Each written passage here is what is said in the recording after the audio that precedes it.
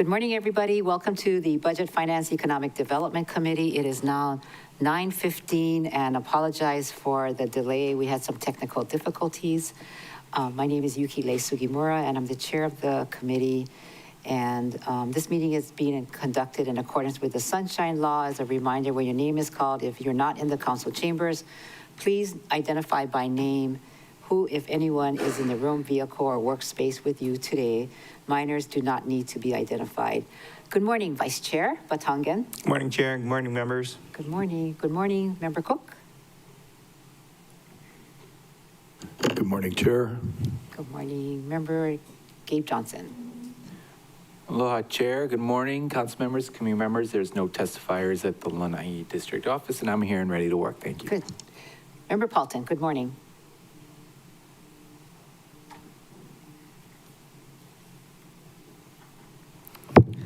Aloha kakayaka kako, streaming live and direct from the council chambers. Good morning, Member Rollins Fernandez. Aloha kakahiaka, my Molokai Nui Hina. I'm at my private residence alone, and looking forward to today's meeting. The weather is good. The clouds are high, so mokulele should be fine, so that everyone can get here safely. Mahalo. Great. Thank you. Member Sinensi, good morning. I don't see him. Hey, aloha kakayaka kako. Here at my home office, I'm here by myself. No testifiers in Hana Chair, and yeah, welcome to the Monday morning slot. And good morning to Chair Lee and Member Hajens, who I think are joining us in a bit. Oh, no, he's on. Oh, I don't see her. Okay, Member Hajens, sorry about that. Good morning. Good morning, Chair. Good morning, everyone. I'm at my private residence, and I have 2 adult males at home for the time being. One is my, my husband, Koa Hajens, and the other one is my son, Mokoa Hajens. Thank you. Thank you. Good morning. Our invited resource persons from the administrations include Budget Director, Emergency Management Agency Administrator, Director of OEV Resources, Deputy Director of Deputy Corp Counsel Wigglesworth, and of course we have our awesome staff here. Please see the last page of the agenda for information on meeting connectivity. Thank you, members, for attending today's BFED meeting. We have one item on today's agenda, which is BFED 1, proposed fiscal year 27 budget for the County of Maui. As a reminder, oral testimony was closed on April 10th, but written testimony will continue to be accepted. Members, today we'll continue our deliberations on the fiscal year 27 budget, as this is a recess meeting. We have Maui County Emergency Management scheduled to be followed by the Director of OEV Resources to discuss Bill 63 on amending the Hawaiian Cultural Restoration Revolving Fund. So we kind of targeted that for bringing them into this meeting. That's it. So at this time, I'm going to do rounds of questions. We have no public testimony. And so I'm going to start with Member Batangan. I'm going to start with Member Paulton, because this is your committee. Thank you, Chair. Thank you, Administrator Lono Kailua Hewitt. Given the experiences that we've had this past fiscal year with the Kona low storms and the tidal wave warning, I believe, a couple fires, I was wondering if you could briefly summarize what's going right and what still needs to happen. Aloha, thank you for the question. Oh, and the cost of, additional cost of whatever needs to happen. Okay, can I begin with introducing my team? Yes, yeah. please do. So, aloha, everybody. Amos Lono Kailo here at the administrator. To my right is Peter Kono Davis, my deputy, as well as to my left is Mary Eusebio, which is my finance coordination section chief for MEMA. So let me speak in general. Hopefully I answer what your question is. I guess based on the increased activations that we have been experiencing over the years. And I want to say increased both because we've been just experiencing changes in environment and weather, but also the change includes what the community is asking for. And so what MEMA has done, we posture forward more than we've had in the past, which means that we activate earlier, and we activate with more people for fires specifically, and that's created an increase in budget request because we do that.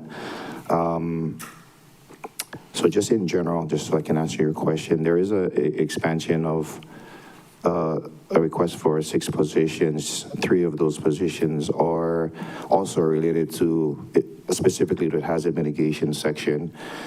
There's just been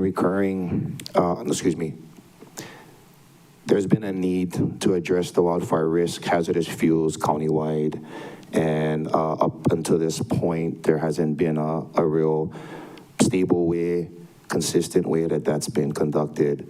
And MEMA has kind of filled that gap for now. And that requires us to do a lot more than we've done related to hazard mitigation. Currently, there are 10 high priority parcels in the county that reflect 1,100 acres that need to be addressed. And that's only wildfire risk.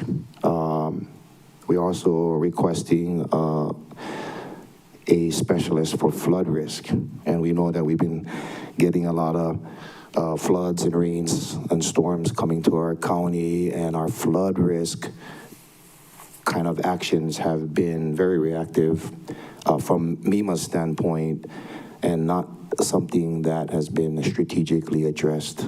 And so we posture and request an expansion for hazard mitigation specific to flood risk. MEMA is also taking on electric vehicle battery response, which is an emerging hazard. And that requires funding in the form of consulting, in the form of overtime as well. So I'm gonna stop right there. Hopefully I've answered your question on what is changing or happening within our county specific to emergency management.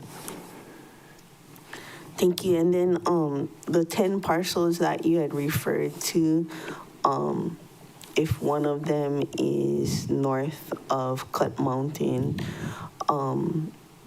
as we talk about it or watch it, it seems like more and more hazardous fuels are stocking up. Is there plans to try and block the entrances so it doesn't get super out of control and closer to Lahaina? Yeah, so Cut Mountain is one of the 10 high risk, extreme risk parcels. There are multiple parcels. Cut Mountain. North of Cut Mountain. North of Cut Mountain is multiple county parcels. Within the request on the professional services is the request for funding to address vegetation removal, hazardous fuels vegetation removal, which is why the budget requests are also increased. There's a ask of $1 million for hazardous fuels removal. Just to give everybody kind of an idea, if it's a grassy area, just typical grasses that we see out in central Maui, that's like a estimated $3,000 per acre. If you're moving towards something like Ukumehame with 20-foot trees, opiuma, then you're looking at anywhere from $15,000 to $20,000 an acre. If you're looking at 10 parcels, 1,100 acres at $3,000, that's $3.3 million just for the 10 parcels. And there are, I think we assessed over 900 parcels countywide. And that's just going to give everybody an idea on what we're up against and adjustments that we have to make related to hazardous mitigation, wildfire risk reduction. Thank So you. the million is what can realistically be achieved in one fiscal year. That's our guess, yeah. That's our estimate, how many projects can move at one time. Primarily, all of it is contracts, so we could move multiple contracts at the same time. The funding piece would likely be what would hinder us from achieving those goals. Thank you.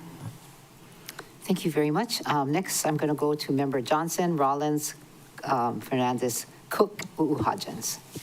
Thank you, Chair. Good morning, Administrator and team. Thank you for joining us. I know you guys are super busy, especially after this weather, but you're here today, and I'm glad you are. So let's jump in. What is the scope of work planned deliverable for the Resiliency Hub Network? That's on page 197 of the PB. It is mentioned that the Hawaiian Council will also work with the Office of Recovery on Resiliency Hub Operations, and that's a letter to the council. How are these efforts coordinated? Is an official county plan or strategy guiding the establishment of the Resiliency Hub Network? Thank you for the question. So, Community Resiliency Hub as a definition has been not clearly identified. I think the Resiliency Hub as a term began under Office of Economic Development. It's since moved to Maui Emergency Management Agency, which means that the goals and or alignment of community resiliency hubs has changed. As we engage with all of the community resiliency hubs it was established before it moved over to MEMA, as well as before it moved over to me, before I got here, there is maybe confusion on what we're gonna do moving forward. And so what we had done with the monies that were moving over, we wanted to honor the Community Resiliency Hub agreements that was set forth before I came here. And we had taken care of that. Even though documentation was scarce, we wanted to meet those agreements, and we did. There was a remainder of $150,000. There was a remainder from that fund, and we wanted to pursue a strategic plan. And we have been with an RFP. We've been going back and forth with procurement on this RFP for the past 4 months. And we're trying to get a strategic plan organized with nonprofits and collectively with all of our partners define what a community resiliency hub actually means to all of us. Right. And then how it works now under emergency management versus economic development. And so hopefully we can get this RFP thing squared away and we can engage in a strategic plan and conversations with our community and establish a working network that makes sense with a budget that supports both sides. Right now, that's all I have related to community resiliency hubs. Okay. Look forward to progress on that. So keep us posted when that does happen. I'll wait for my second question until the bell. Thanks, Chair. Thank you. 3 minutes goes fast, huh? Next, we have Member Rollins Fernandez, followed by Cook Hodgins. Mahalo, Chair. Aloha, Administrator Lono Kailua Hewitt and team. Mahalo for being with us today and for all your work in keeping our communities safe, especially in this last 3 konolo. Okay, my first question is one that we, Administrator and I spoke about a little bit offline, but I wanted to give you an opportunity to share a little bit here publicly. We love our MEMA specialist at Molokai, who's full-time, Mr. Newhart. And when we went to Hana last Monday, we got to meet the part-time Hana MEMA specialist and understand that both do not have office space. So would you please share with us some of, some comments regarding that and how we can help? Thank you for the question. Yeah, we've been pursuing office spaces. It's not a lack of funding. At least we've identified funding for rental space and lease space. We just haven't been able to agree upon space. I think there are some solutions related to Molokai and East Maui. We are having a conversation. I will send out an email to General Logan and believe potentially taking advantage of the current armory space as a option. I know there are different details to that piece, but I believe that was the agreed upon best pathway forward for Molokai. I know that there is a office space in East Maui with the Hana Business Council on a property next to the airport that we were trying to pursue. I need to follow up on what the status is on that one. With our new emergency specialist for East Maui, we can get that squared away faster than we have in the past. But there are some spaces. I just got to follow up with Akaneki in East Maui to identify that space and take the next steps. Wonderful. I'm so glad to hear that, as far as budget or funding goes, that's not the obstacle. It's just securing the location. And as we spoke offline, I'm happy to help however we can. This past Saturday, we had to transition to an online Zoom meeting with Congresswoman Tokuda, and the community did bring up about shelter and having it at the armory. So having that, just a multi-use space for our MEMA specialists to be positioned there, that to be a shelter above flood zone, for that to, be a distribution center with a commercial kitchen, for that to have, the supplies in case of emergencies, just like all of that would, I think, work out really well there. So I heard the timer. I'll wait for my next round. Thank you. The chair. Member Cook, followed by Member Hodgins. Thank you, Chair. Thank you for being here and all of your work. It's been quite the roller coaster with the fire and now these floods and the intensity and the volume.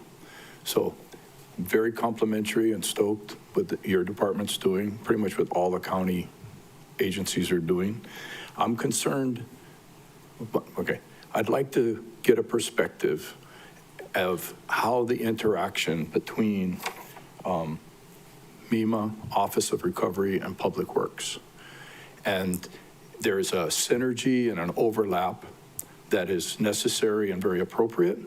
I'm concerned about the long-term increasing positions, civil service jobs, without having those overlapping interconnectivity defined. And so similar, like to be proactive, risk reduction model reduces long-term. I see possibly what MEMA could be doing to assess public works and identifying and cleaning out. And I assume when you're doing it, it's going to be contracting a lot of this work and not necessarily getting a bunch of employees doing it, but collaborating for cleaning out some of the gulches, cleaning out some of the culverts, identifying risk issues to bring to either the state or the Public Works attention. manhole covers that is doing the street drainage. They can fill with sediment, they can fill with debris. It's not very obvious. I believe Public Works does go, pop the covers, and do a reconnaissance. They also are relatively understaffed for that type of work. So I see that as being a legitimate, positive overlap. With Office of Recovery, that's a little more vague. Recently, at the Kihei community meeting that the mayor had with all of you folks, which I really admired the fact that everybody came and speak to the community. A little unfortunate the Kihei community was a little aggro, but one of the questions was, and I can't quote it exactly, so just run. One of the issues with damage and how to report it and how to address a potential hazard. And MEMA referred it to Public Works. I think Public Works referred it to Office of Recovery, and Office of Recovery referred it back. And to me, that's not a big deal. It's just sort of one of those things that happen that like, oh, okay, let's clarify and address this. But could you give me thumbnail sketch of how you have discussed with Office of Recovery and Public Works this interaction of proactivity and not getting too heavy-handed with the overhead employment? Thanks. Yeah, so a couple of thoughts come to mind. Firstly, our flood risk specialists would support that coordination with the floodplain manager and really identifying in a more strategic way with critical actions identified, looking at flood, obviously to Salt Maui is a heavy flood-prone area. That gives us a better chance to organize contracts and work and funding sources to hit projects that are long-term, right? I think that we work really, really well with DPW. DPW is in our EOC and always connected to what response efforts and actions need to take place to protect lives. I think we're fortunate to have the Office of Recovery, and no one in the state of Hawaii has its own Office of Recovery to actually address this critical infrastructure restoration as well as this human services piece of getting housing and finances support to our community. So we have a terrific opportunity. I think, being able to identify that line when response or short-term recovery overlaps with midterm recovery and long-term recovery, that's a gray line versus a black line in our response. And this is the first time that that's been really exercised, where Office of Recovery is part of this transition now and within the storms. And so I think we'll improve on how we coordinate moving forward, but Office of Recovery and MEMA are always seeking to connect and protect our community. Like I said, we'll probably get better at what that means and where those lines lie and what partnerships are required to do what things long term. I hope I answered the question. No, you did, and I can clarify it a little bit on my next time, but no, this is very good. Thank you very much. Thank you. Thank you, Chair. Thank you. Member Hodgins, followed by Senensi, then Batangan. Thank you, Chair, and thank you, Aloha Mima gang. Nice to see you guys virtually. I think I was going to ask some questions too about, how everything is overlapping. We see like OOR and MEMA becoming a bit more robust as a department, but Member Cook did, and in ways I'm happy to see it become more robust, and even OOR.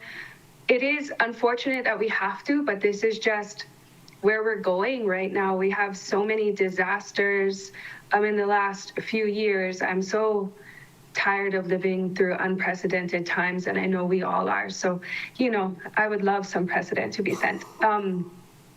But I wanted to talk to you guys about goal number 4 on page 191, about the public siren system. So you folks know that the Ku'au siren is down and has been down for years.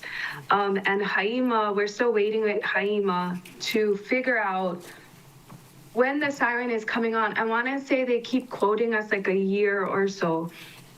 And in that year or so that it's going to take to revitalize that siren, how do you think MEMA folks are going to best communicate with the residents of Ku'au to let them know, what's happening, how to be safe, and all the things? Thank you for the question. My thoughts go two ways. Let me begin with the siren system first. The current process in which HAIMA identifies sirens, installs sirens, maintains sirens, repairs sirens, so on and so forth. In my brain, it is attached to funding, is what, at least that's a big deal of it, right? And so I know that we've had conversations about, is there another way to get funding so we can stand up sirens in critical areas needed by our community? I know I've engaged in a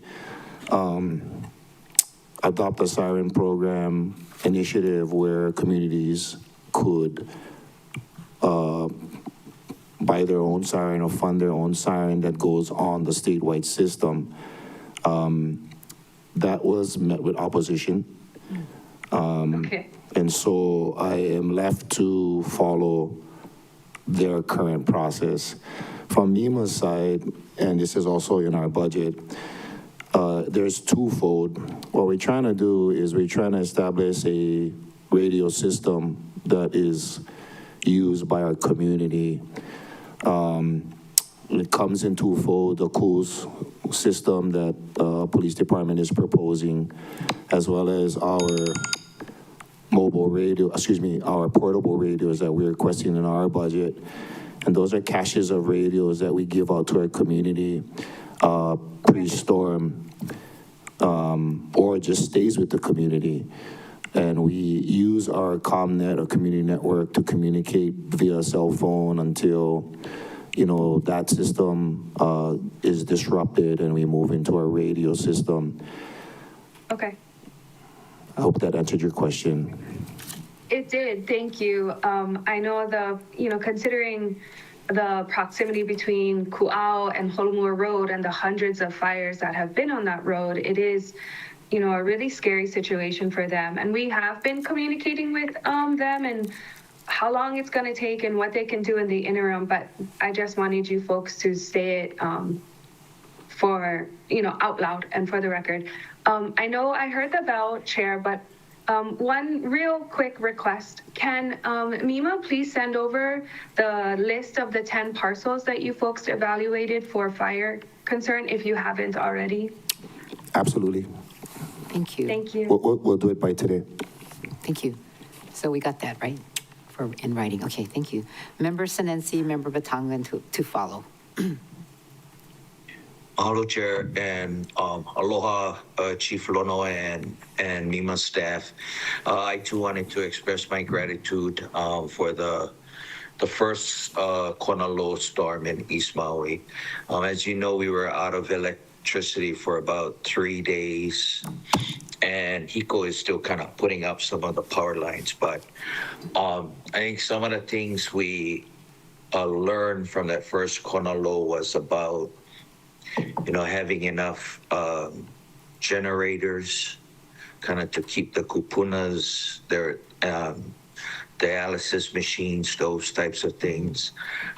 Getting the information out, so maybe getting more Starlinks in East Maui.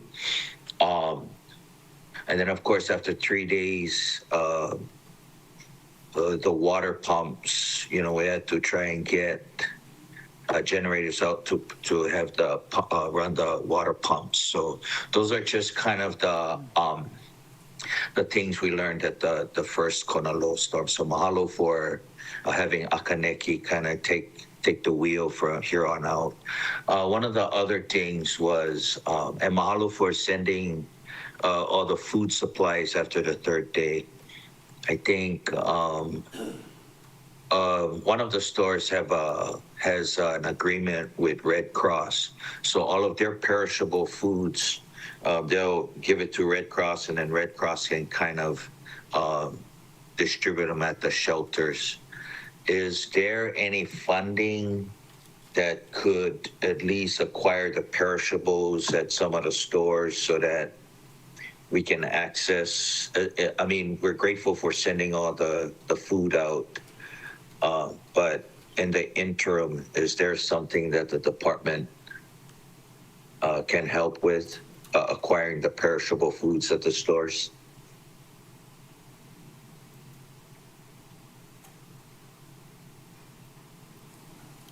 I gotta check on that exact situation you're talking about. I am unaware of that particular thing. I think what I want to say is that is also captured in our budget is the $380,000 has been identified to support activations, and that would be how we would support all of the communities. So $380,000 is actually a smaller number, but whether it's refrigeration trailers, whether it's generators, whether it's fuel trailers, so on and so forth, finding out and identifying what East Maui needs and all of our communities need as they're cut off is something that we still have to explore.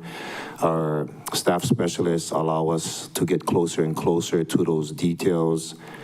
Because we actually have now people in those communities that know the communities very well. I'm not sure about the perishable food situation in specific, but the idea is to be able to support our isolated communities with resources like refrigeration and generators in activation. Okay, mahalo. Yeah, we can work with Akaneki on that. And I heard the bell, but I also wanted to mahalo Mima for keeping the guards up at Twin Falls. I think keeping the tour traffic out for at least for a couple of days helped to get all those first responders and to get out there and kind of clean the road and fix so mahalo for that. Thanks, Chair. Thank you. I will, Member Batangan, Vice Chair. Oh, thank you, Chair. Thank you, Administrator, for being here. Thank you to your team as well for all your hard work. How many of your EPs are currently being filled with DM89s?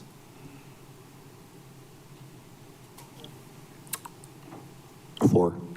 And are there any plans to move towards full hires for these 4 positions? Or do you anticipate keeping them, keeping DM89s over and over and over?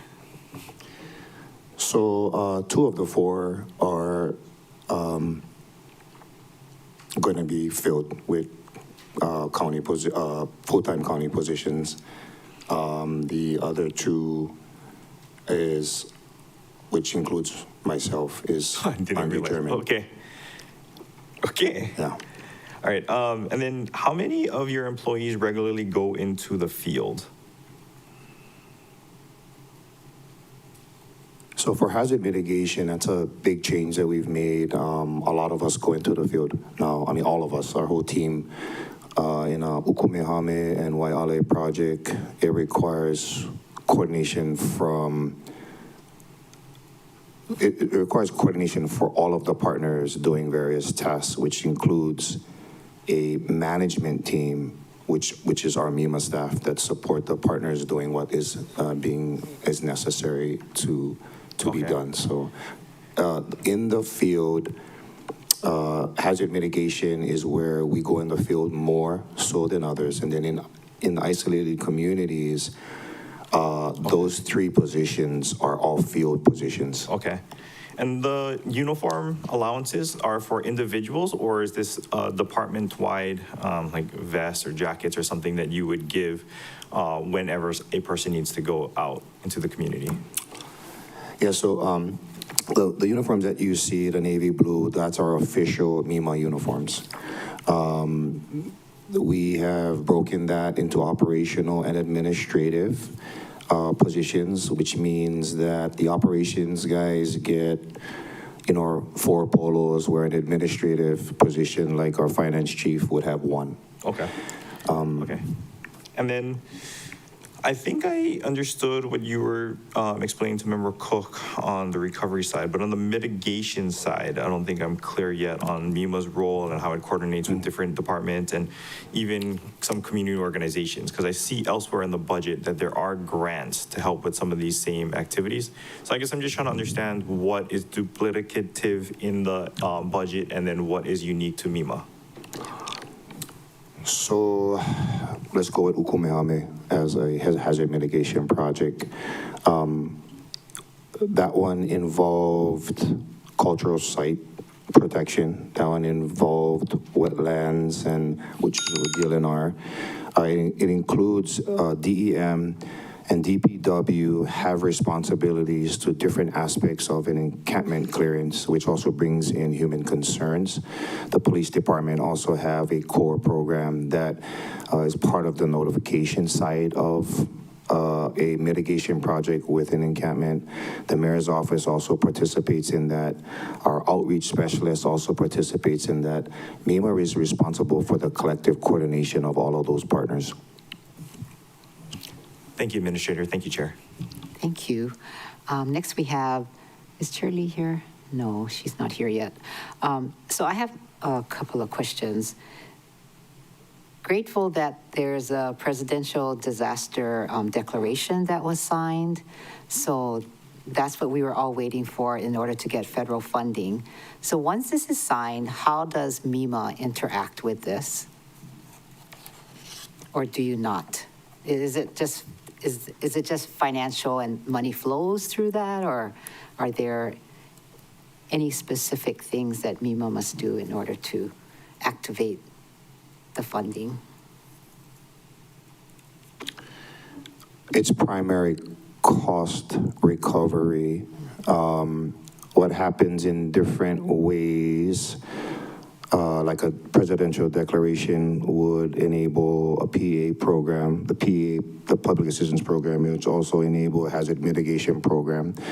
What happens is departments apply for different projects in the hazard mitigation program. We facilitate the grants portion of that by the request of the department. So we just connect and make sure that the cost recovery pieces are being addressed following within FEMA reimbursement guidelines and being able to provide support to the collective reimbursement process. Okay, I understand. I do know that MEMA has taken an active role or bigger role in recovery. And based upon some of the questions that you have answered, you have Office of Recovery as well as MPD and Maui Fire Department, right, as a critical piece. So if there's an activation that the EOC then is set up, who does what and how do you interact with all of this, and who listens to who? Thank you for the question. So in general, the Maui EOC is a coordination and support function. Mm-hmm. The authority comes from the mayor, comes through HRS 127A, and we basically coordinate and support all of the departments working together.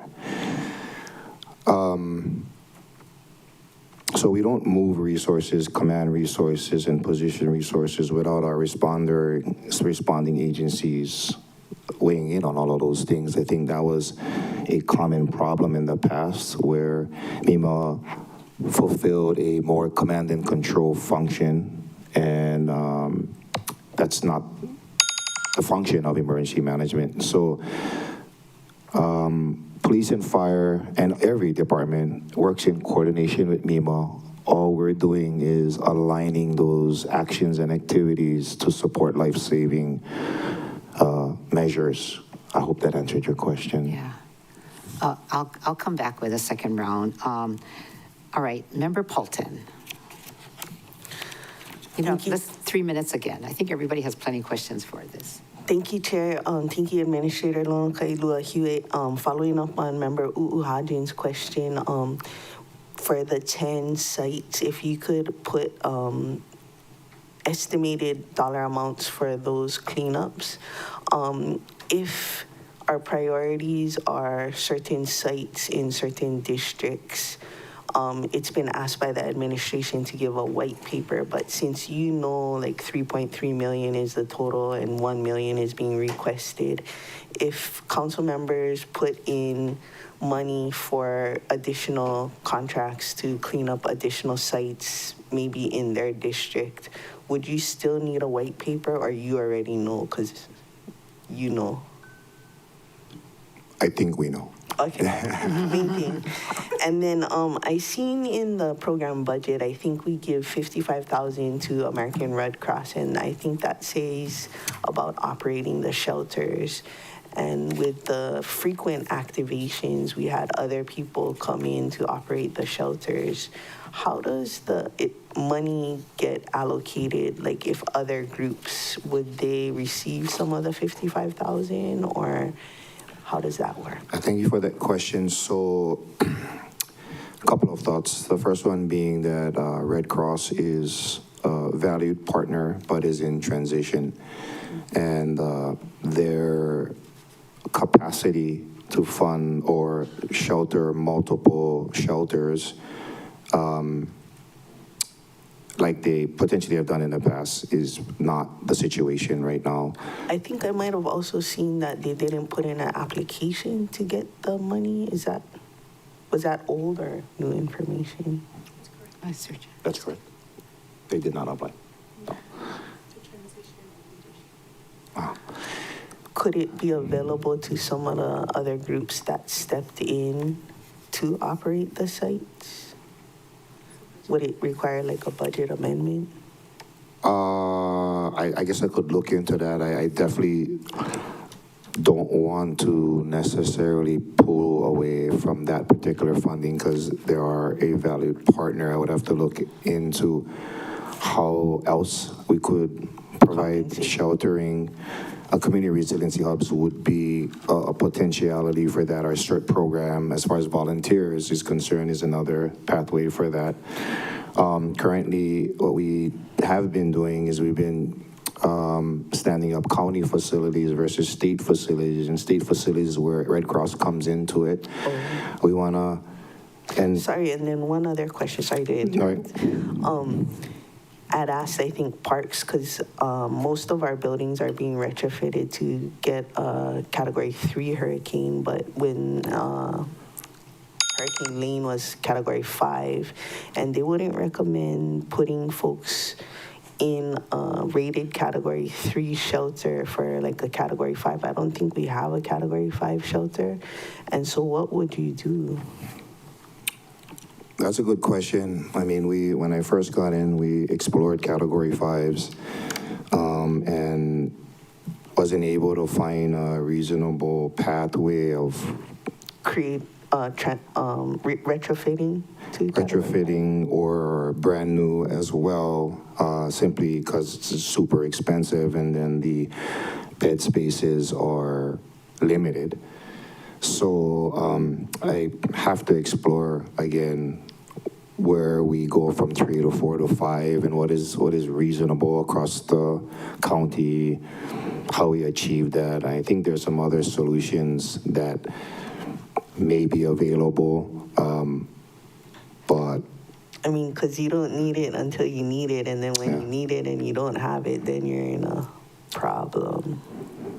yeah, I think potentially new facilities Better. and then being able to get that to a higher rating would probably be the best idea. And where that goes, how does that contribute to the actual project funding? You know, that's something that I got to figure out. Thank you. Thank you. Member Johnson, followed by Member Rollins Fernandez. Thank you, Chair. My second question was basically answered through other council members, but I do have another question in regards to the CARP, the Climate Action and Resiliency Plan that is with EPNS. Are you guys coordinating with them at all? Because you talked about like being reactive and having, you know, I would also agree with you that we should be more proactive. So have you been working with EPNS with the CARP when it comes to any kind of work together on that one? I have not. Okay. No real excuses other than just being able to engage in those conversations and plans in a more committed way, and I just haven't been able to do it with all that's been going on. I know you're spinning a lot of plates. You know, one of my priorities is to bring back the Naulu Cloud Bridge with a lot of reforestation, working with those nonprofits that are up in the mountain, doing that kind of work. I know long-term that's important to stop the big disasters coming. Are you guys doing any kind of work in that regard? The long-term type of planning, coordinating? Yeah, honestly, we have not been in the way that we should be. I know that the reforestation, it's not immediate, right? But it will eventually help with the flooding. So I know that this might be room to move, you know, and if it's a budget thing, if it's a financial thing, let us know. It's budget season. If there's, I know I'm really impressed with the idea of bringing in a flood coordinator. What's the status on that? Are they hired? Are they in process? Do you have to do anything with personnel? They're part of the FY27 proposals. As soon as we get that position, then those approved positions or funding, then we will pursue hiring. Okay, all right, great, because, you know, it's all interconnected. The fires and the droughts are all interconnected. So we have more people who are specializing in fires and droughts and reforestation. I think there is, we're creating resiliency in many ways. So I wanted to bring that up. It sounds like, you know, well, we all have room for improvement, right? But there sounds like there could be something we could look, maybe pivot towards long-term.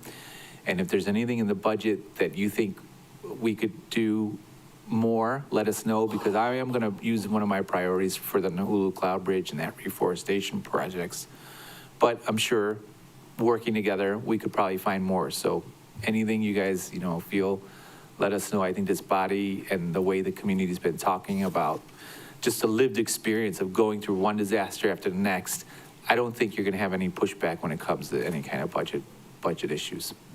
Thank you. Thank you, Chair. Thank you. Next, we have Member Rollins Fernandez, followed by Cook, then Hodgins.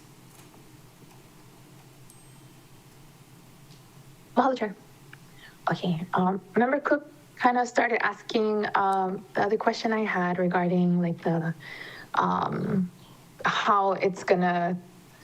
how the collaboration with MEMA and Office of Recovery is going to work. So I'll let him continue that line of questioning on his next round. So for instead, I wanted to follow up on your goal 4 and 5 in the program budget. Goal 4, enhance public information, alerts, warning systems, and Goal 5, strengthen hazard mitigation strategies to reduce disaster risk. In the Molokai Community Plan, Chapter 4, hazards, issue number 1 is there's low public awareness about hazard preparedness, mitigation, response, and recovery. And then the proposed policies for our community plan, 1, promote public education about natural and human-induced hazards to improve preparedness and response to reduce hazard risk and impacts. 2, support a more coordinated emergency response system that includes clearly defined and mapped evacuation routes and Red Cross approved shelters located away from areas susceptible to natural hazards. And 3, support and advocate for better preparedness capacity by improving interagency planning, coordination, and implementation. So goals 4 and 5 in the program budget, I think kind of like speak to this. Do you have an update on like the evacuation routes and educational campaign for like the community, just keep everyone informed on what to do and how to be best prepared. So thank you for the question.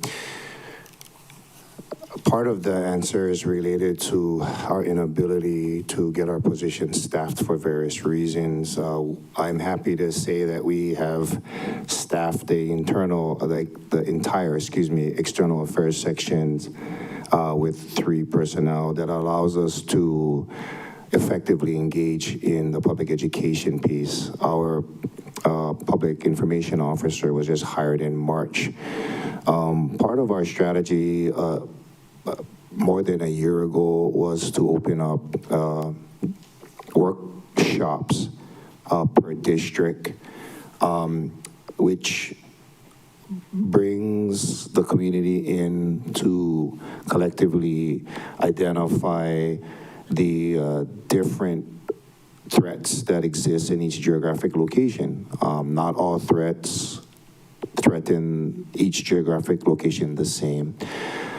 There's also situational awareness pieces like prevailing winds and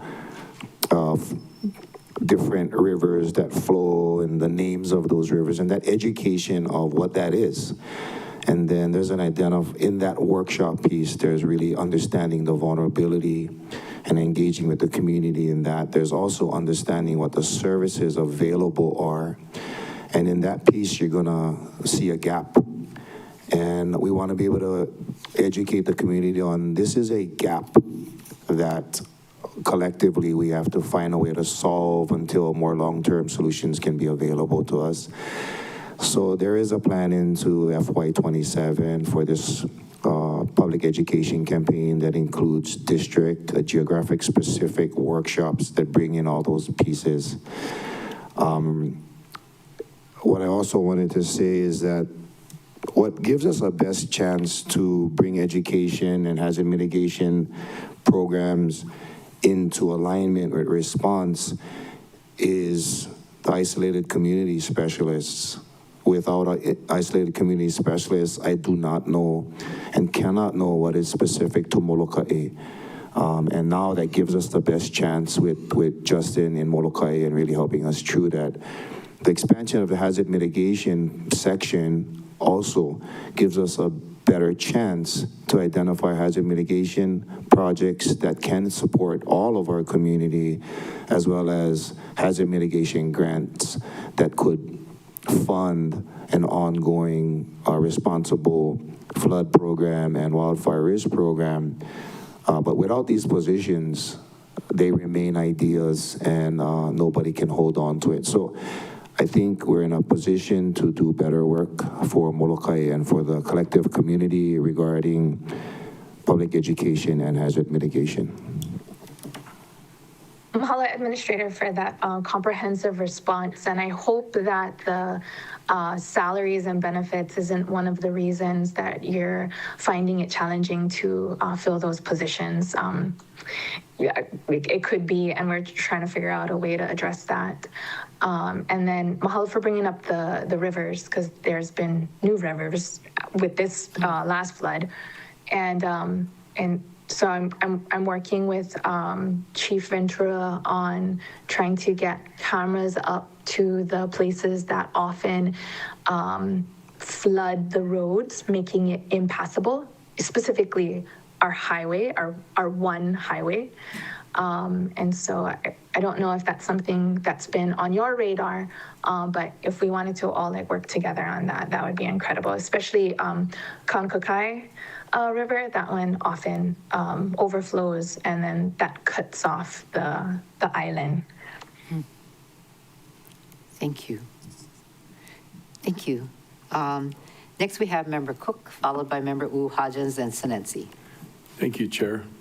Thank you for this very dynamic, constructive conversation that's exciting. How much do you use GIS? And I want to keep this, I want you to be brief because I want to get a lot into this conversation, okay?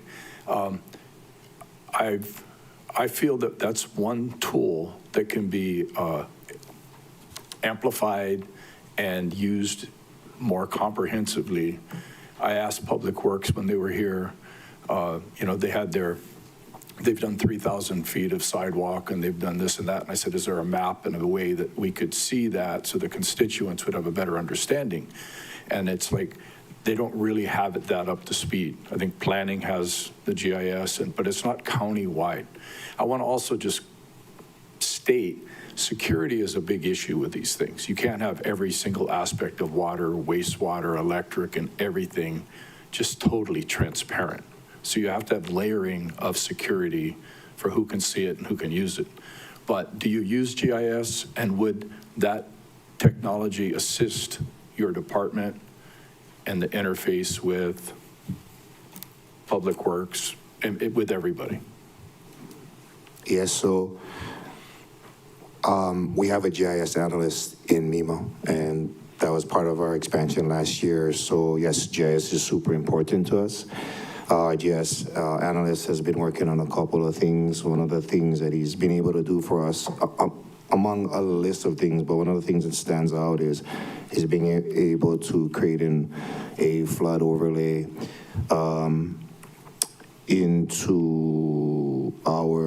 connected to our dam information, and how those things are overlaid into our Genesis Protect. So we can actually look at Genesis Protect, use Genesis Protect and that flood overlay for a dam overtopping to evacuate folks way faster than we ever could. And so that's true GIS. GIS is also supporting the wildfire risk reduction program, which is to identify all of the parcels and some, so there's wildfire parcels as well as there's wildfire corridors, which is two different things. And we are attempting to map out all of these things, and then the project work as far as maintenance of all of these parcels and being able to get feeds into the information related to the just overall well-being of. So I'm going to interrupt you. Great. You're correct. You're saying all the benefits. So do you feel that it is a active work in progress county-wide, or could there be some attention to improve it so that just broadly, I mean, Public Works, when you're going to do all the flood mitigation and stuff, and to abuse my time, your department working with the state, the LNR, and the county and the ranches to address the issues up the mountain and to be a catalyst or implement the political will to actually address these issues, because they're never going to be solved from the Pi'ilani down. Okay, thank you, Chair. Thank you. Member U Hodgins, followed by Sinensi. Thank you, Chair. Obviously, we had those Kona lows that brought all the rain, and now everything is green, lush, and growing, which we love for now. And then in a few months, after it's all grown, it's going to be dry and dead, and a huge wildfire concern. So what's our plan for the next few months for mitigation, for communication with the community on our end, and what should the community do to ensure that we are as safe as we can be? Yeah, thank you for that question. Yes, you're correct. The green grasses will dry out and become a wildfire risk, and that is county-wide, and therefore, how do we address it? Some of the key areas like Holomo Road or off of Bowden is private. So there's an opportunity there with private owners that have resources to address some of the wildfire mitigation. We do have a wildfire coordination group for the county, which includes DLNR, DOFA, HWMO, MEMA, as well as Maui Fire, that meet and discuss priorities on areas of concern. What we need to add to that group is the private landowners in a better way, utilizing and leveraging GIS to help us understand the common operating picture would also be a part of that as well. I don't have exact actions, Okay, but we are Okay, working no, on the I mean- coordination. awesome, thank you. Yeah, I think we're just gonna have to plan for the eventual dry summer. Since Chair Lee is not here, I'm gonna ask a question about Pi'ihana Farms and the coordination it requires between like private land, since you just brought that up, and then like public interfacing and like the responsibility to the community. So Pi'ihana Farms, as you know, is a concern, but it is private land. Where do we work out the balance between public safety and then private lands? And where does MEMA fall into that? Thank you for that question. What I want to say is that my particular focus is the threat, and therefore the threat in Pi'ihana Farms exists. The threat in Holomua exists. The threat in Cut Mountain exists.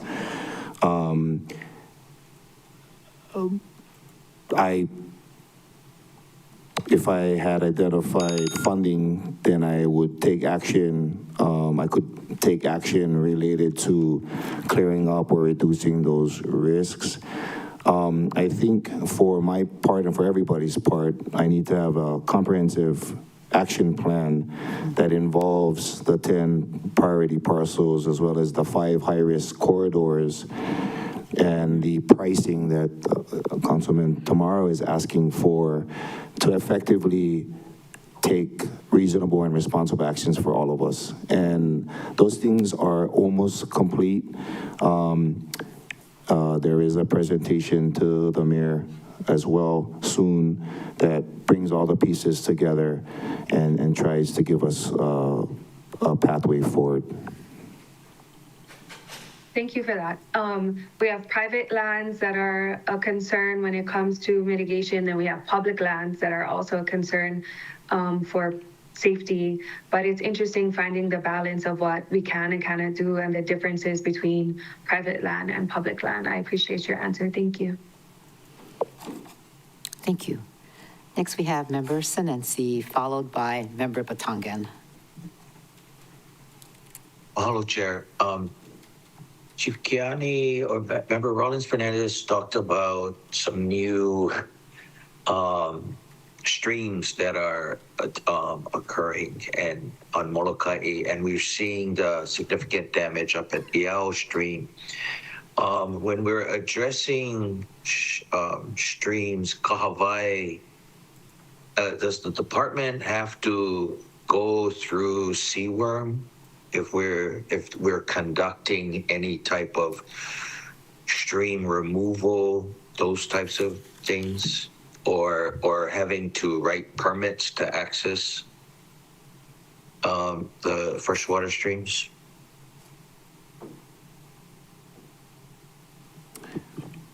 Thank you for your question. I'm understanding you say if people are operating in the streams to divert or alter the streams, then yes, there is a permitting process that we would need to follow. Was that your question? I'm so sorry. Yeah, unless in this case, a disaster emergency, is there room to quickly go into the streams in case of an emergency, or do we need to go through that arduous process? Yeah, the HRS 127A allows us to take immediate action to work within the streams for protective measures to protect and save lives. Oh, okay, HRS 127. Thank you for that. And then, Chair, my last question was, last week, Director Wade mentioned MEMA doesn't do too much of the long-term recovery. They're always having to, get ready for the next emergency, the next disaster. At what point does the department wash their hands of certain areas and then let, whether it be Office of Recovery or Public Works or other departments, take over the long-term recovery? Yeah, once again, that line isn't clear, is overlap between short-term recovery and midterm recovery.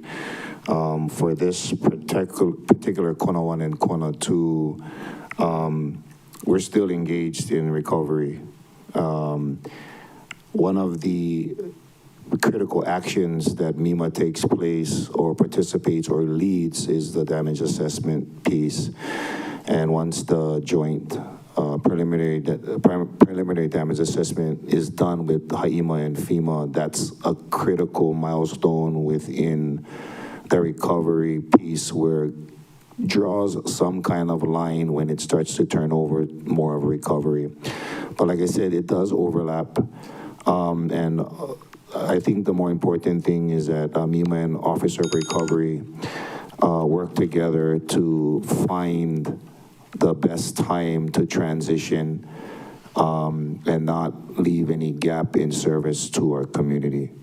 So we basically, MEMA holds on until we get it stable and then a seamless transition into the Office of Recovery. And we meet on those things and discuss what that may be in points of time. Okay, thank you for that. Thank you, Chair. Thank you, Member Senensi. Vice Chair Batangan. Thank you, Chair. Administrator, when do you guys anticipate moving into the new EOC? That is a wonderful question. Okay, so all of the equipment in the budget, specifically for the new EOC, is that needed this fiscal year? There's quite a bit of it in there. So let me ask the first question. The first question is, we're supposed to move in June. Okay. It was supposed to be in early April. There's some spectrum cable piece that dictates final inspection, so we're waiting on that. As far as the furniture, the original furniture,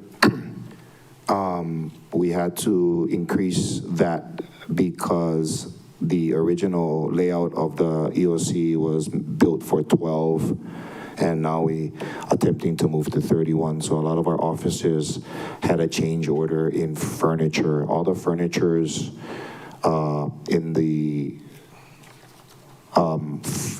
is in right now. I think there's some technology pieces that need to be finalized and some final finishing work that needs to happen with floors. But you guys do anticipate needing all of the equipment for the EOC in this current fiscal year? Yeah. Okay. And then regarding trainings, I see $92,000 for travel alone. I see $30,000 for registration. I don't see like anything else related to accommodations that you would need for these trips, but I'm having trouble getting a sense of how many you're proposing, who's proposing to go, and like how much this is all adding up to. Okay, so related to training, I can produce this document for you as well of the minimal trainings. It's actually, it's in the training exercise plan I can share with all of you.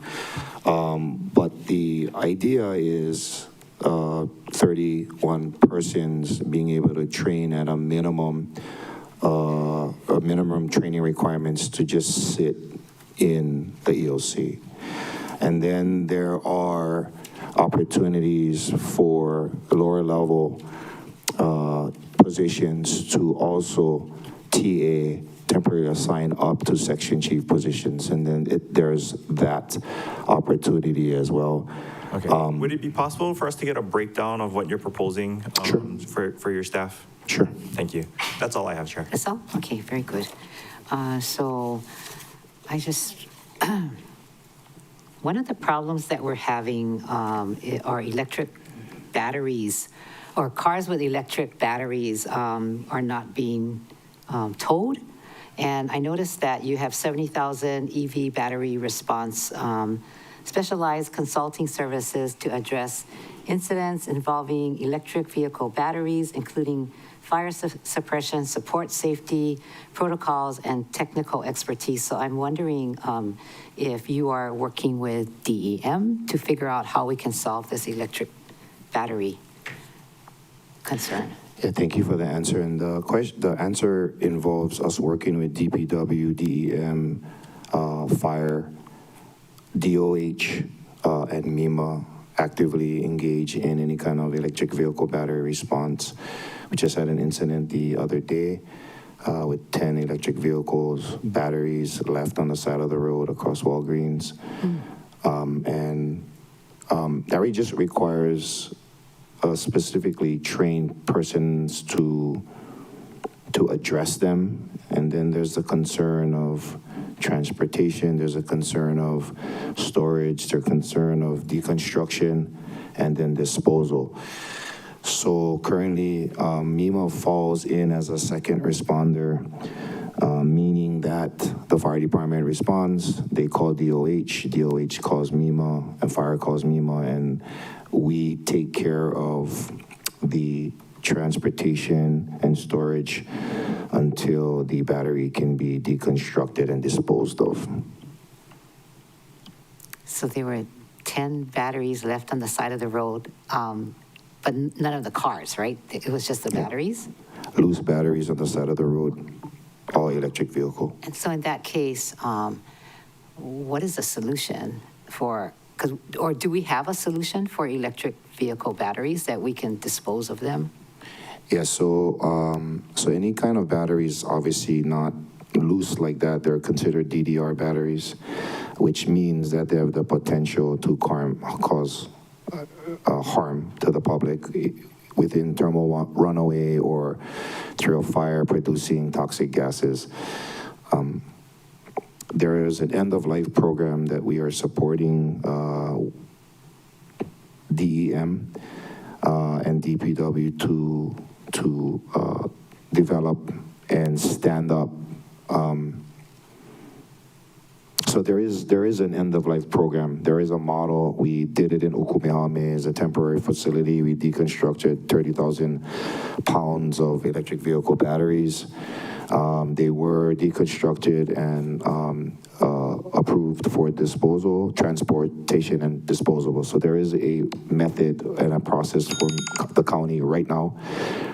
We just gotta establish a program, end-of-life program with a facility or some private service that does it for us. And we're exploring both sides.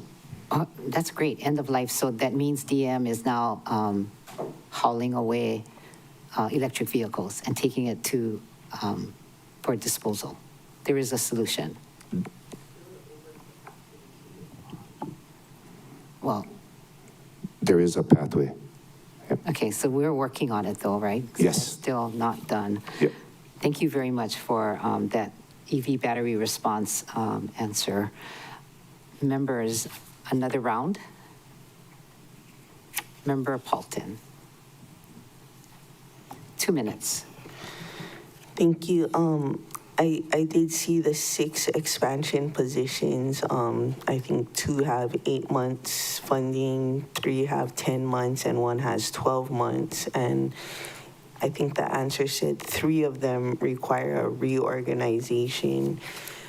Given that DPS says it takes them like 97 days to onboard, I just was wondering if your 8, 10, and 12 months, what hire dates, what that was based on, and if, given your past experiences with DPS, that seems reasonable, or were you planning to DM89 somebody into the 12-month position right away? Because I have no problems giving the money, but if it's not going to be filled in 8, 10, or 12 months, or sorry, 0, 4, or 2 months after July 1st, then it's excess money. I think the 12-month position is already being funded by Maui United Way. Oh. And so that position would likely go right into a county position that wouldn't need a reorg. So that one has a warm body already? Yep, it does. Okay. Yeah. The reorganization would happen with the hazard mitigation positions. Do you know which positions are the ones that require a reorg? The hazard mitigation positions. the 3 hazard mitigation positions would require the rework. With union consultation or no need union consultation? I'm so sorry.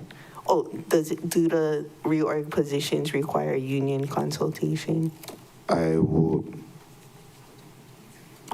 can double check, but I would imagine so. Okay. Yeah. So, and then you think that could be done within 4 months? I sure hope so, because we need those guys as fast as possible. I mean, we're trying to expedite it, start those processes now, and gives us the best chance for it, but we hope so.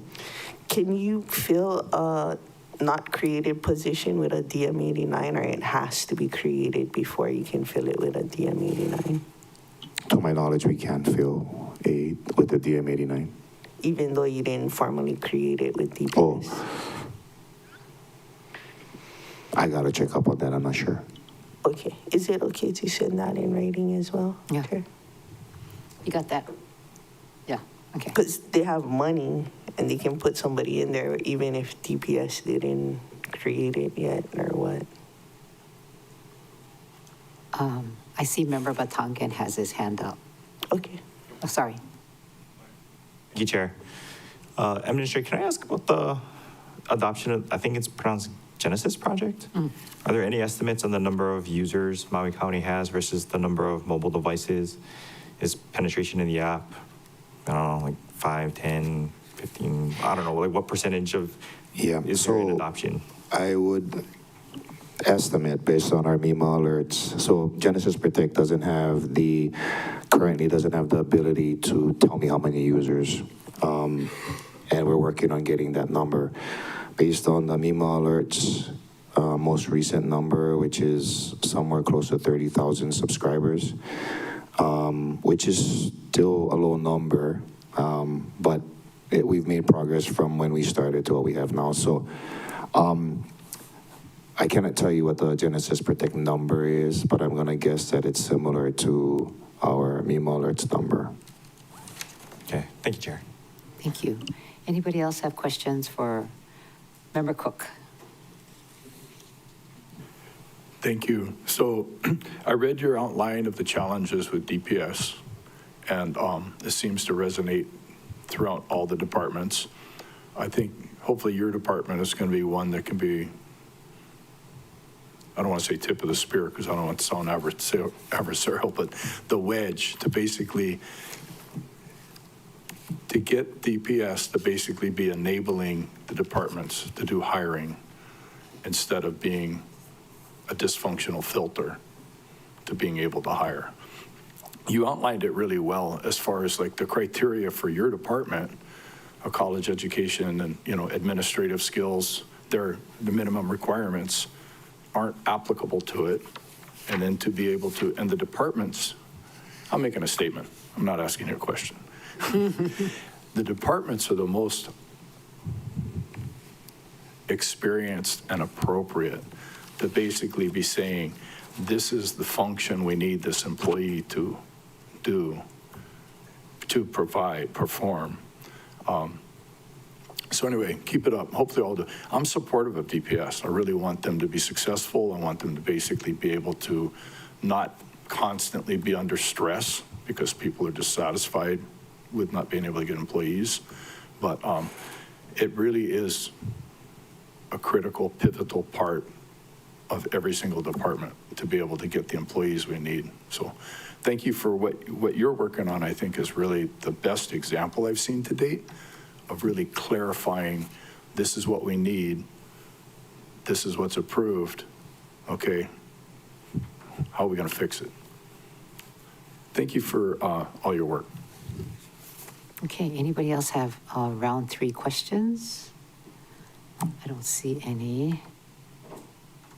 Okay, so we have some questions that we'll be sending the department. Anybody else, please send by 9 o'clock tomorrow morning. Is still good for you guys? Okay.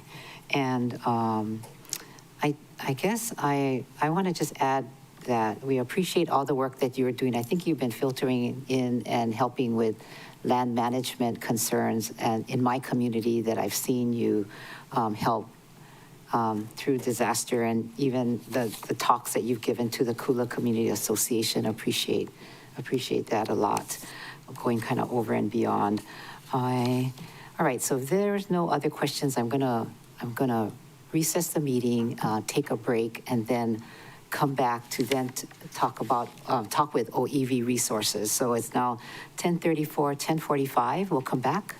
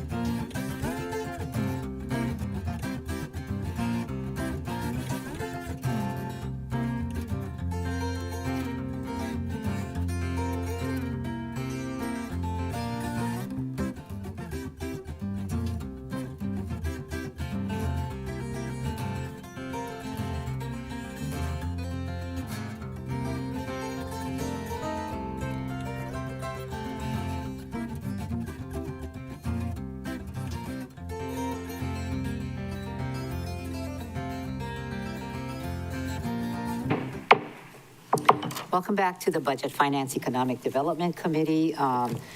So today we've asked, because of conversations from last week, and we're looking at the Managed Retreat Fund and discussions regarding how the Managed Retreat Fund impacted the department that was handling the Managed Retreat Fund in this case would be OEV Resources. So we asked them to come.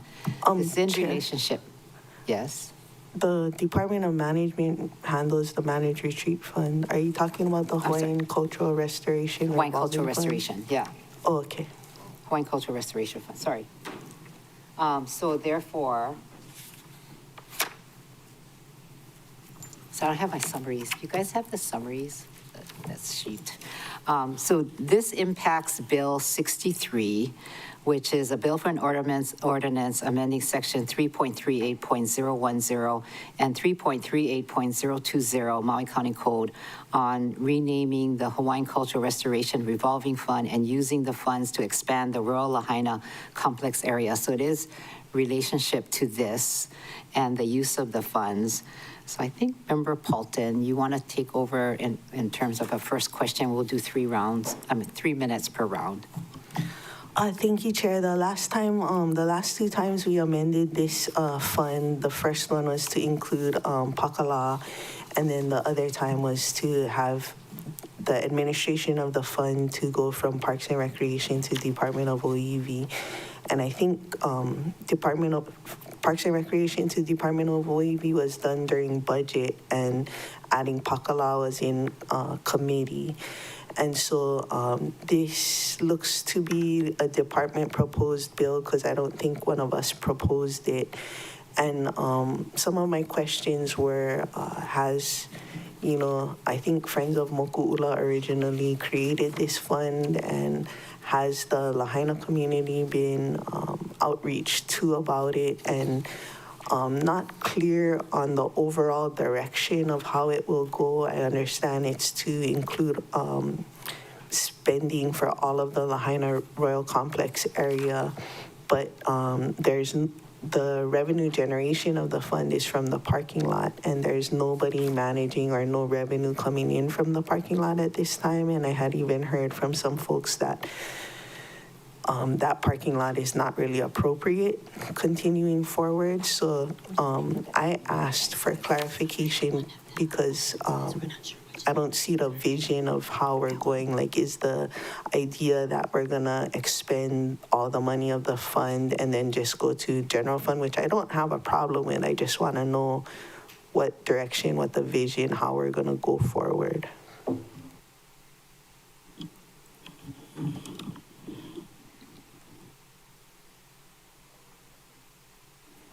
There we go. And I Okay. did see also in the expenditure of the fund, it said, halauhui wa'akaulua and canoes. And my understanding of how it is now, canoes wouldn't be appropriate because it's for Pakalata Park, not for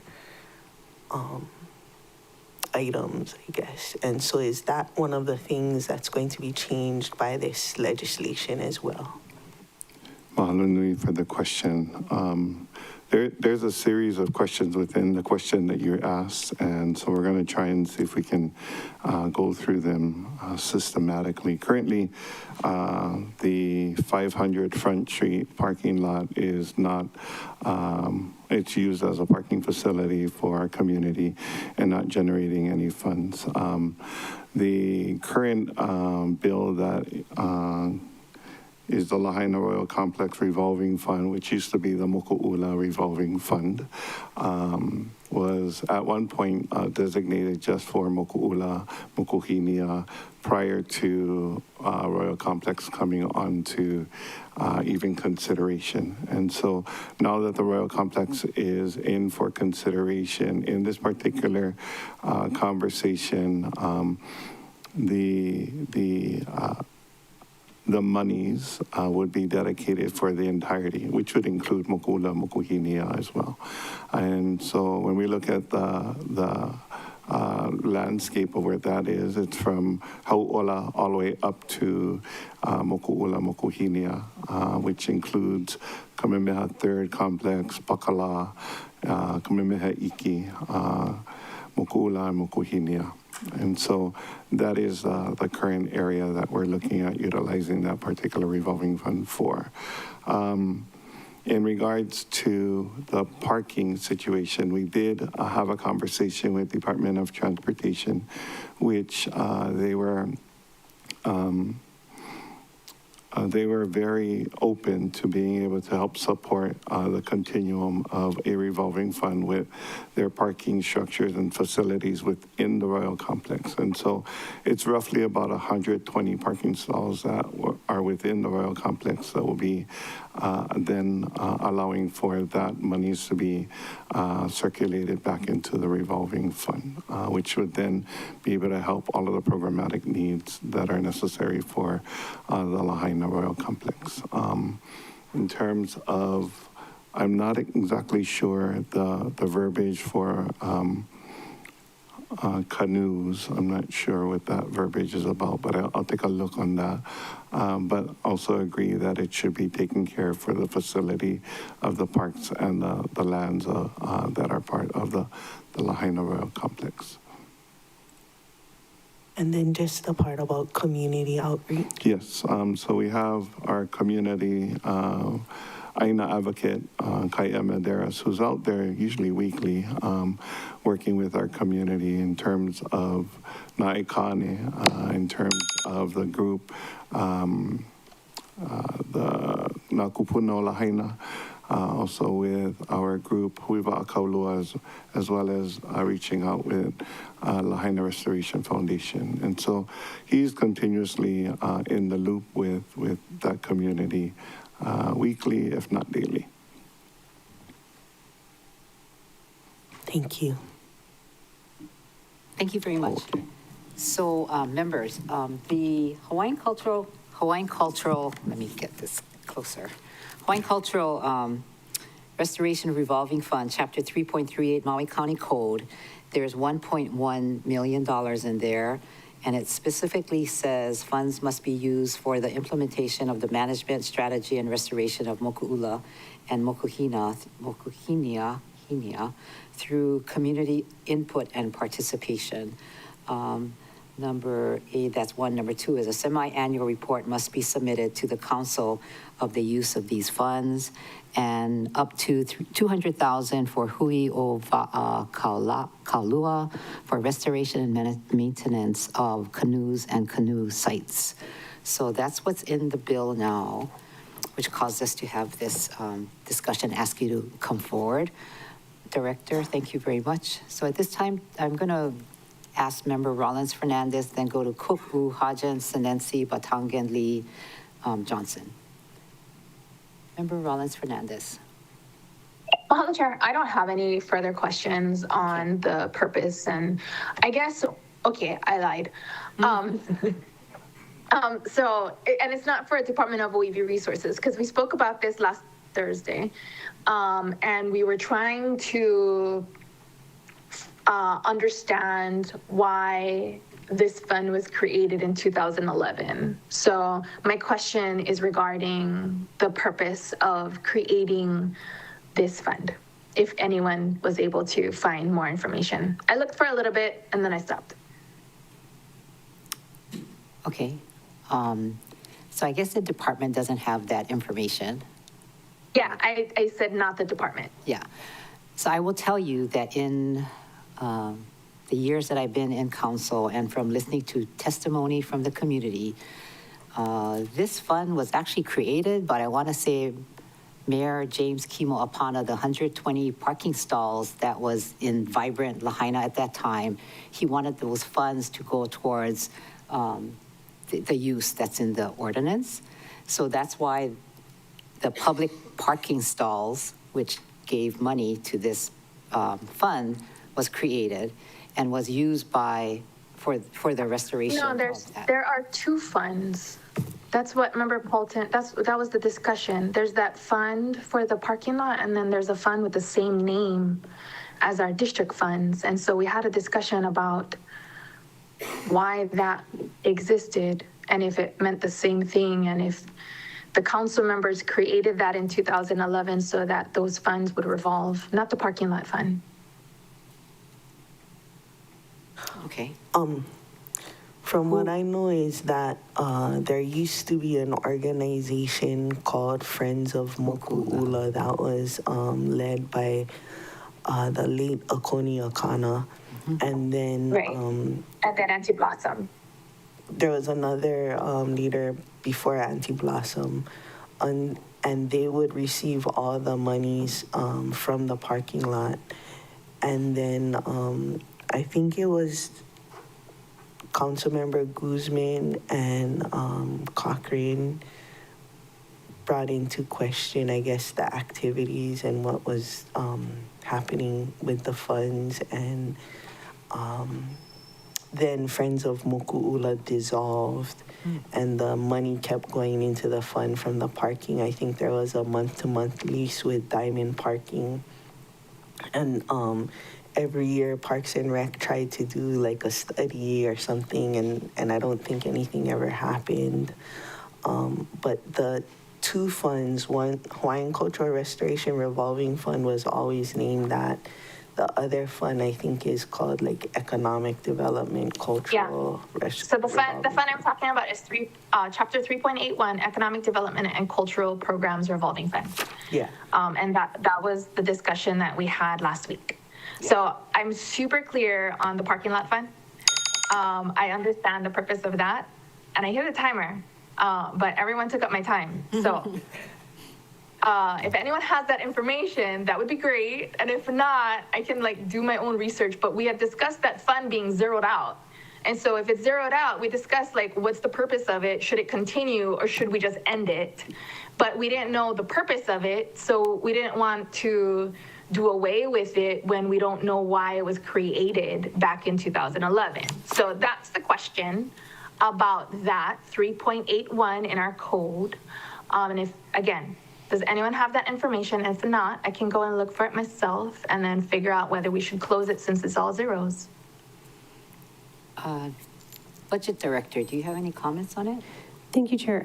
No, I do not have any comments on that at that time. I know we discussed the other day. I'm happy to assist Councilmember Rollins Fernandez in looking into that and determining if the purpose, well, I think based on some of the purpose we've discussed, just obviously economic development and cultural programs still remain very important to the county, but we have a lot of other funding sources outside of that revolving fund now that fund those programs. So it may not be necessary to have a dedicated fund anymore. Thank you, Chair. Okay. Okay, mahalo, Budget Director. All right, anybody else have questions for the member Batangan? Thank you, Chair. Okay, Director, so within this revolving fund, I see $200,000 for Huiova'a Kaulua. I also see a general fund grant to the same organization for $180,000. Is this for a different purpose? There's no description for the general fund one, but I just want to make sure that the appropriation under the fund that you manage is not duplicative. Mahalo, Councilmember, for the question. Now that we've taken a look at what the actual wordage is for in the Lahaina Restoration Royal Complex Revolving Fund, that $200,000 that is in there is for the area of Pakala. That's what's in that revolving fund. For the line item area that you're talking about, that $180,000, I believe that is for the work that is being done over at that particular complex. Also, in regards to some of the things that they have lost in regards to their va'a vestments. So they lost the mo'olele. They are taking a look at trying to figure out what that restoration would look like in recapturing that particular va'a in the future. So I believe that some of the discussions that's been had with that particular organization. Okay, and did I understand correctly in your response to Member Paulton, you weren't clear on what the language in the Hawaiian Cultural Restoration Revolving Fund was related to the canoes? Because it's for restoration of and maintenance of canoes and canoe site. So you're clear on the canoe site, but you have to look into the canoe portion of itself to make sure it's not double dipping with the general fund. Okay. Totally. Okay. Or even allowed under. Or even allowed under yeah. Okay. Unless you separate like the general fund for the canoes and the revolving fund for everything else. Yeah. Okay. So I guess, can we just get written clarification that there's no double dipping and that everything that's being proposed to be funded from the respective funds is allowable? Yes, you will get written confirmation for that. Okay. Thank you, Chair. Thank you, Director. Mahalo. Okay, great. Anybody else have questions? Member Johnson? Thank you, Chair. Just a quick question for you guys that I've been asking some other departments, but basically, do you have the total monetary amount of grant requests and what is the department able to actually fund? I'm really looking for the need of our people. If they're saying you have 10 applicants for a small pot of money, that's my question. And I see you guys nodding your head, so maybe you can just, I'll leave it to you. Thank you, Chair. Thank you, Council Member. We do have it in writing on our OEV 02, but let me give you that information. On our first year, which was fiscal 25, we had 23 applicants. The amount was a little bit over $1 million. Sorry, I'm flicking through this thing, trying to find the information specifically. It was a little bit over $1 million in requests, We awarded $444,000 out of our $500,000 county grant subsidy appropriation. In fiscal '26, we had 24 applicants. 80% of those applicants were new applicants. They weren't repeat applicants. We were able to, I think it was $1.2 million of requests, and we were able to award, I think, $450,000 from our, again, county grant subsidy appropriation.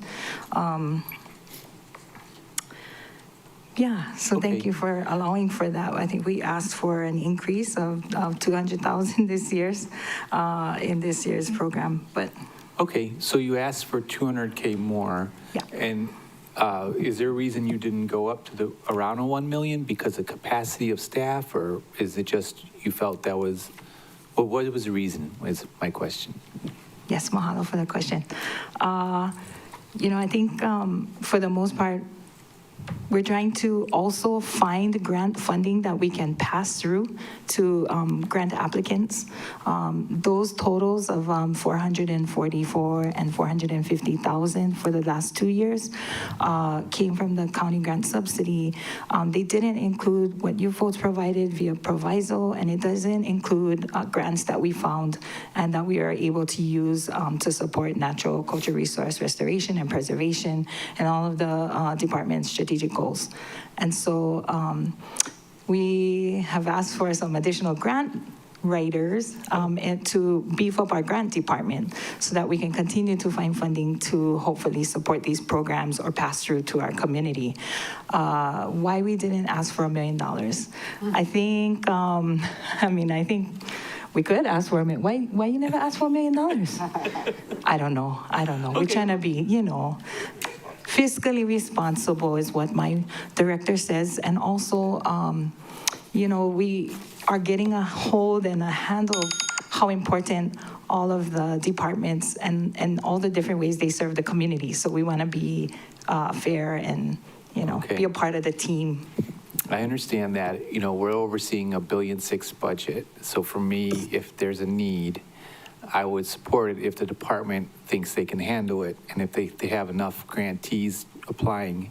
Sounds like you did. Sounds like you need some more staff. I don't know. That's what you guys are telling me. So I'm willing to, help you guys achieve your goals if you feel that you're ready to take it on. So I just wanted to bring that up and the members can hear all that. So thank you for your time. Thank you, Chair. No further questions. Thank you. All right. So any more regarding the revolving fund? Member Paulton. So I heard the 120 parking lot could be replaced with 120 other spaces within the Royal Complex. I just wanted to clarify, because I think Lahaina Restoration Foundation also are those parking separate from their parking? It's not like we're gonna take their parking revenue away. Department. Hi, mahalo for the question, council member. Yeah, it's separate. Okay, And so good. the That's the main 120 stalls that we're talking about are within the Royal Complex. The current 500 parking lot does not have 120 stalls. Oh, that's 500. No, that's the address, that 500 Front Street. How much does it have? I don't, Like I about don't 50 know. or so? Yeah, about 30 or 35 stalls. And then the semi-annual or annual reporting, are you not doing it because no money was spent and the report could be as simple as no money was spent? We apologize for miscalculating that report and not getting it in a timely manner. But Polole, there's nothing to report because there is no money coming in and at this moment. Stalls. Okay, and then just following up on Member Johnson, to me, natural and cultural resources is really similar to environmental protection and sustainability. Do you have any ideas about what if you took EP&S into you guys? Like, is that something you guys could oversee? Because, I mean, there's wastewater and there's solid waste overseeing environmental protection and sustainability, and you guys are overseeing natural and cultural resources, which it seems to me a better fit. No? Thank you, Chair. I think we would need to look at the charter. If I remember correctly, under DEM, it does say they have oversight of environmental. I think if we want to have a discussion about maybe what the separation would be between environmental and natural and cultural resources, that's a conversation we can certainly have, but I wouldn't move it wholesale. Thank you, Charter Chair. amendment. Okay, got it. Thanks. Okay. Any other questions? Chair, I have some non-revolving fund related questions. Am I able to ask them since we have the department before us, or is this something I got to transmit in writing for sunshine law I purposes? think we have to, for sunshine purposes, submit it in writing. Okay. Because this is a recess meeting and we said we're going to do this. So I don't want to deviate from this, which we're doing. Understood. Okay, thank you. Thanks. Chair. Member Rollins Fernandez. Well, can we get one of our attorneys to weigh in on that? Because I don't agree with that position. We have the entire budget on the agenda. That's sunshine law. I know what we said we were going to do. I mean, I was only going to ask revolving fund questions because that's what we asked the department to prepare for. But as far as your position on it being a violation of sunshine law, I don't agree with. Okay. So if we could have like an attorney weigh in on that, Yes. please. Thanks. Mr. Hanano. I'm sorry, what was the So the question is whether or not I'm able to ask questions about the department outside of the Hawaiian Cultural Restoration Revolving Fund. Would it be a violation of sunshine law given the way that we agendized the meeting? Yeah. Yeah. You slipped one in there. Mr. Hanano. Well, I mean, the BFED 1 has like the entire budget, which includes all the departments.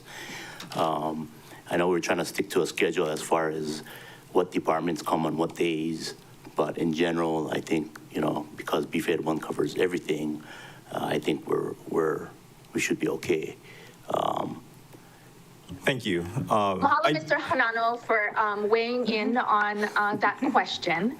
And so for sunshine law purposes, you could ask you that could. question, Member Batangan. But you did note that we didn't ask them to prepare for it. Out of So consideration for the department, we didn't ask them to Yeah. be prepared for that. We only asked them for that specific thing. So out of consideration, I would not want to ask those questions. thank you, Member Rollins Fernandez. I will transmit my questions in writing. Thank you. Okay. Anybody else has any discussion on this? So we will take up Bill 63 when we do all the bills and go through it in that way. Anybody else have any more questions for the department? On the revolving fund and 63 and keeping in compliance. I just had one more question. All right. I did ask if there was outreach, and you did say that Aina advocate kaya members. What is the feedback? Like, are everyone like, yes, let's do it. Let's use this fund for all the whole Royal Complex and switch the parking? Or was it like, no, don't do that? Or Mahalo for the question, Council Member. I don't believe there was like really big feedback that we've gotten so far, or I know that there's been discussion about what the revolving fund should be used for and who it should go for. But I will say this as a director to oversee the entirety of the Royal Complex, I'm not thinking about one specific space. I'm thinking about the entirety of the complex. And so if we can utilize the revolving fund to be able to access or to use it for all of the areas that are in need, then we're going to look at how we can kako and help support that all the way through.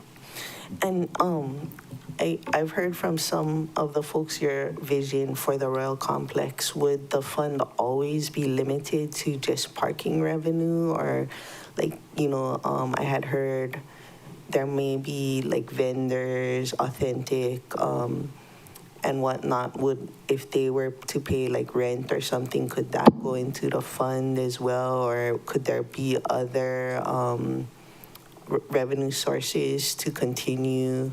I guess. Generating. Yeah, generating so that we could continue to lift it up, the Royal Complex. Yeah, mahalo nui for that question as well as statement. I think is really important that when we look at the revolving, Lahaina Restoration revolving, trying to get the wording correctly all the time. Lahaina Royal Complex Revolving Fund. There are those aspects of things that go in my head about when the Royal Complex is Makoko, what are other avenues of generating resources for the continuing care of the space? And one is definitely parking, but I do believe that there are avenues for conversation. Rentable space is amazing to be able to think of.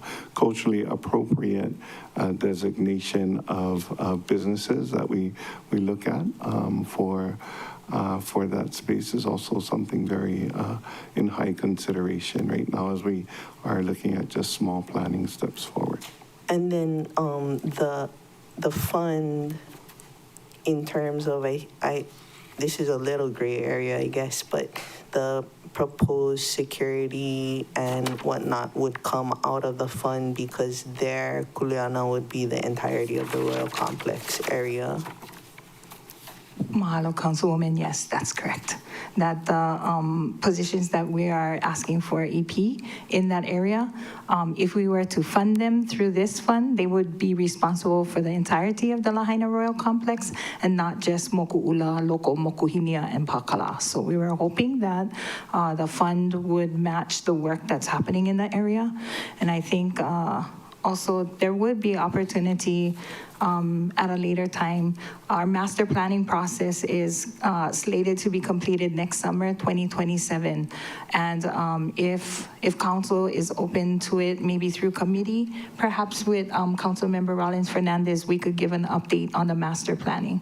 But we realized that we needed to focus as a county on getting people home first, and we wanted this cultural restoration plan for the Lahaina Royal Complex to be able to be ready for them when they were ready, when the community's ready. And so there's a lot of considerations, but we are looking at how we can bring in revenue to continue the revolving fund. And then one last answer. Each time we've designated with you folks and the community uses of the revolving fund, the Office of Recovery has come in and they've swooped in and provided funding. So master planning funding, we pivoted to allow for another amendment so they can help us with artistic renditions as we complete the engagement process. Yes, yes. You didn't have to pull So we from the didn't have fund. to use from the fund. And then you got $2 million to grant from National Historic? That's correct. And then we have also obtained a grant from the National Park Service to apply to the restoration of Moku'ula. So we're excited to implement that. It's 3 years, and sorry to take up your time. Just one last, so I think when it was Diamond Parking, the expense for doing the parking came out and the profit went in. Is that the 120 other stalls? Is there going to be a contract with Department of Transportation, and would the operating expense come out of the fund and then the profit go in? Mahalo for the question. I believe the Department of Transportation uses Park Maui as that particular vendor, and so when that discussion actually happens and that agreement happens, then I think all of that details will be fleshed out. So you have no intentions at this time of how the vending would be paid for? Okay. Yeah. Just let us know, keep us updated. Yeah. Thank you. Mahalo. Thank you very much. Do you want to go over Bill 63, which was also why, I don't know if it's budget director or? Thank you, Chair. Yes, I will point out, I did receive a note from Corporation Counsel. We do need a slight amendment to the title. We inadvertently put Royal before Lahaina instead of after Lahaina. So if we can just add that to the committee's radar, it would be appreciated. The purpose of this ordinance is to update the name of the Hawaiian Cultural Restoration Revolving Fund to the Lahaina Royal Complex Restoration Revolving Fund, and also to expand the area that these funds can be used in to encompass the entirety of the Royal Complex area. Thank you, Chair. Okay, thank you. Can she repeat which is the correct one, Royal first or Lahaina first? Lahaina first in the title. So I have a question, Director. The purpose then also includes Kamehameha 3 School and Library Area Makai of Front Street at Lahaina, Maui, Hawaii, including maintenance of the site, which is in 3.38.030 for the, 020 for the purpose. Can you speak about that? Kamehameha, that's the old area, right? The old area where Kamehameha School was by the harbor. Mahalo, Chair. Mahalo nui for the Yeah, question. thank you. So let me see if I got this correct. It's in regards to those properties, which include Makai of Front Street, which is the old library area, which also includes Kamehameha 3rd, Kauikeao'oli's Royal Complex, or Kamehameha 3rd School, Pakala, Kamehameha Iki Park, Moku'ula and Mokuhinia area. Is that what I'm? It does say, okay, in Does that, seem. it does say and Pakala, but it also includes it's adding, right, Cam 3 School and library area, library areas, Makai of Front Street, which is all encompassed of the Lahaina Royal Complex site. Porole, yes, correct. It is in addition with Kamehameha 3rd School, the old library facility site, as well as Pakala. Yeah. Okay, thank you. Mahalo. Anybody else have questions regarding Bill 63? And we will vote on it when we vote on all the bills. So anybody else? If not, we can, all right. Chair, they're transmitting in writing the question about if canoes can be funded through Right. the fund or if it needs to be solely on the general fund side, right? That's already, Yes, we got Okay. that, right? Yeah, they're nodding, yes. Anybody else had questions? Member Batangan? Thank you, Chair. Okay, so the conversation the director and Member Paulton had went kind of quickly. So can I just confirm there are EPs that you're proposing to fund through this revolving fund? And those are the ones for maintenance of the Royal Complex, is that correct? Thank you for that question. We are asking for EPs. You will see it on our budget as security officer, as supervisor, and park caretakers. We are calling them Aloha Aina ambassadors, and we are not asking for funding at this time. We work in partnership with the Department of Management and the Department of Parks and Recreation, and we're trying to be prepared in case that kuleana gets is offered to the Department of OEV Resources. And then, yes, we would want those positions to serve when the time is appropriate, because right now, after the wildfires, none of the parking spaces are being maintained or anything like that. And it's been kind of a soft opening in that area. Everybody's trying to be very sensitive. But I do understand that folks are accessing the area and parking kind of all over the place. So I guess I understood the requests in the budget. One of the questions I hadn't asked previously was the coordination between you and Parks, since it sounds like park caretaker in the job description kind of falls under their kuleana. But if you guys are having those conversations, great. But I guess I'm trying to understand the funding for them. So you're not asking for general funds to support these EPs. You guys would be looking for this revolving fund to be the fiscal source. Thank you, Council Member. We are not asking for funds to fund these jobs at this time, and we are open to considering using the revolving fund to pay for these positions in the future. I guess part of my thinking, though, is if it is funded through a revolving fund that you oversee, then it makes sense for the positions to be in your department. If it's not, I can see the argument for funding it under Parks. And that's why I'd like to know upfront whether or not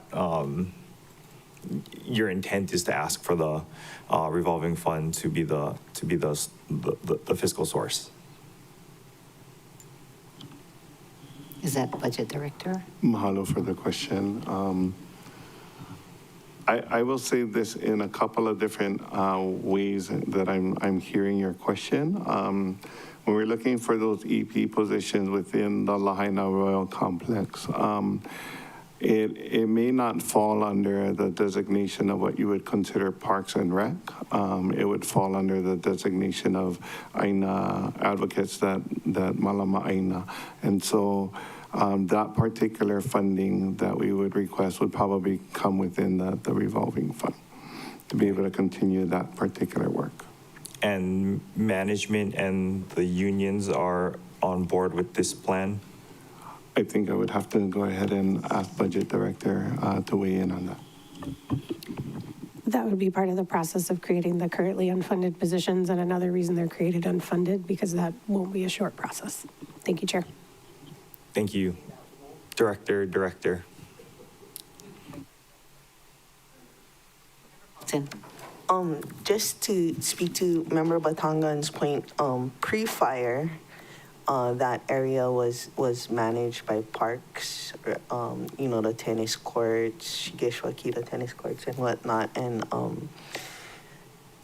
there were, and nothing against parks, but there was sentiment that it wasn't managed in a way that was respectful to our former Royal Complex area.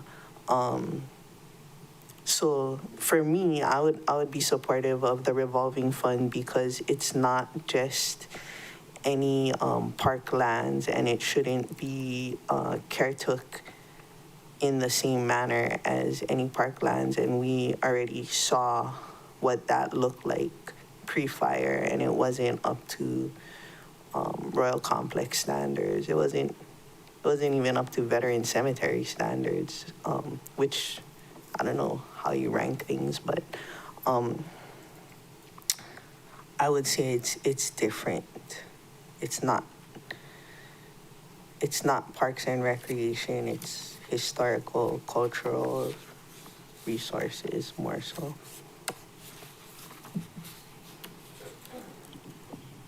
Hello, Council Member.